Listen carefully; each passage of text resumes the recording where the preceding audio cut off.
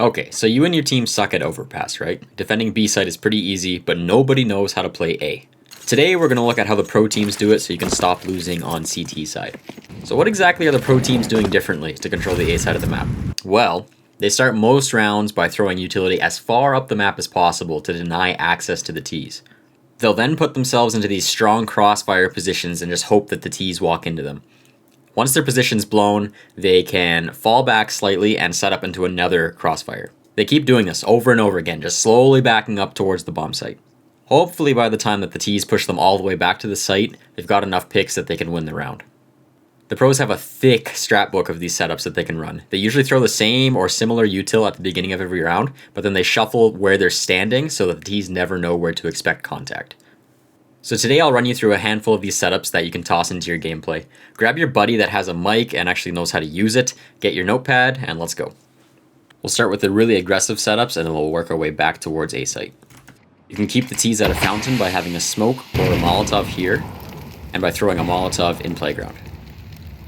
I'm going to show you a smoke you can do with any spawn. Get right here, follow the edge of this grate up to the dark line, and then you're going to walk forward and jump throw when your cursor crosses here. For the Molotov, I'll show you 3 variations. You can pick whichever one you like most. Mouz have been coming here next to this pillar and aiming left of the fence pole here. Then you're going to not move your mouse, you're going to drop down here, and you're going to strafe until your cursor, as you run past here, is right here to the left of this dark spot.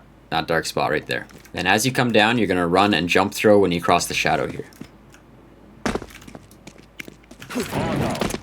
The way that I found to do it is without stopping at all. You just make sure you run down here across where the shadow meets the stairs, and then you're going to be aiming at this spot right here, just to the bottom left of this smudge on this line. You're going to have to adjust your mouse on the fly as you run so that it stays there as you cross this shadow, but if you get the timing right, it'll land in the same spot.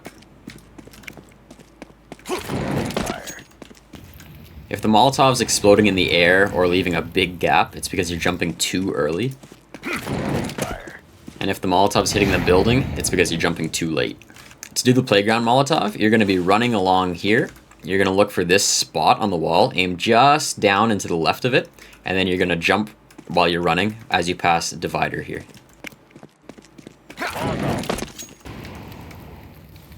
With this smoke in play, you can have a rifler flash himself over the hedge here.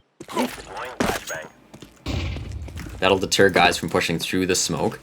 And then with that Molotov down, you can reach right here while the Molotov is still burning. So all the Ts will be stuck behind it over there.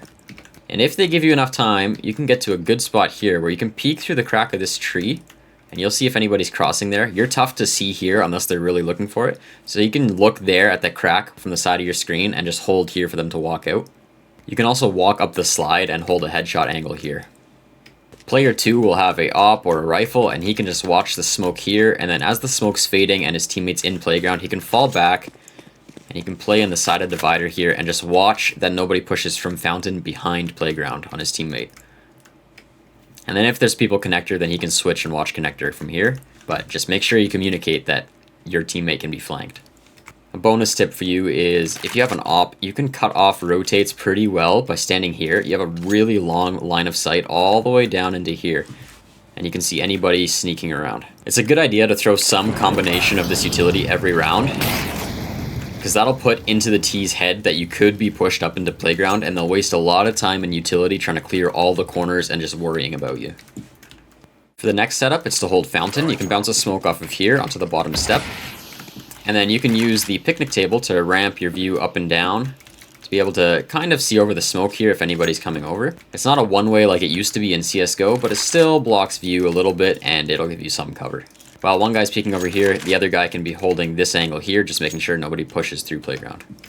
The next position is to have an AWPer standing in bathroom here, watching con and bathroom entrance. That'll lock off all these angles, and then he can have a teammate in long bathrooms playing an off angle like this or something, just holding here.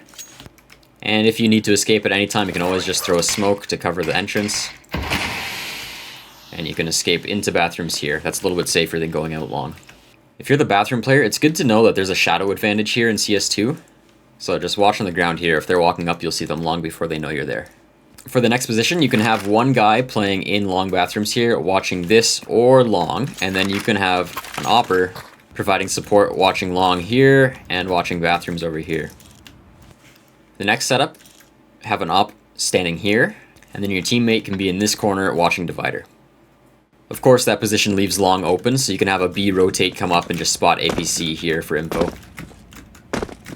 This is a setup you can do from long. You can have your opper holding over here, waiting for a peek. You can take one shot. You can have the teammate crouching beside this pole here. Then the opper can really quickly jump up here and take another off-angle shot. Another double long play, you can have a rifler playing close here, and then the opper covering from long. He can also jump peek bathrooms and make sure no one's walking up here. If the rifler wants to peek, the op can flash like this. The next setup is to have a guy playing here on this wall. He can peek both bathrooms or divider. You can also smoke this off so it's even easier to watch. You just watch the smoke here, then watch the walkout here, and then the opper plays back behind dice and he can watch long, and he can watch this or this. To fight for a connector, you can have two people come down into here. One guy can stand here, looking this way, or you can smoke this off, and then someone else can stand on his head. And that'll give you an angle kind of like this, and you can look down into water pipe. This is great to do with your B player that usually pushes into water. So he can play con instead. You can watch water from here, and then you'll still have one guy on A, probably the op, holding from here, just making sure nobody can push into connector from the top. Another neat way of holding water and connector is to have one of your B players nade open the door early round. You can do that by coming in the corner here, aiming in the middle of this, and left click throwing. Once the door is gone, that player can jump peek connector from here, and a connector player can hold short from here. The T's won't expect the door to be blown open so soon, and they won't necessarily check for you right away. They're more likely going to be looking at short to clear this, and as they walk out clearing short, you just shoot them in the back.